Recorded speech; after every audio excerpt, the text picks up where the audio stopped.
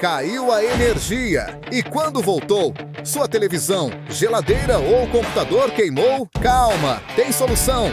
Primeiro, desligue todos os aparelhos da tomada e aguarde a energia estabilizar. Depois, entre em contato com a concessionária de energia. Muita gente não sabe, mas você pode ter direito a reembolso pelos danos causados durante a queda. Agora, para evitar que isso aconteça de novo, o segredo está na proteção elétrica. Instale DPS, DR e disjuntores de qualidade. Eles protegem seus equipamentos contra picos de energia e curtos-circuitos. Lembre-se, eletricidade é coisa séria e a segurança da sua casa depende de uma boa instalação. Por isso, é importante ter um eletricista de confiança cuidando de tudo. Dê um Google e procure por Seu Domingos Eletricista. Mais de 400 avaliações reais e atendimento rápido em toda São Paulo.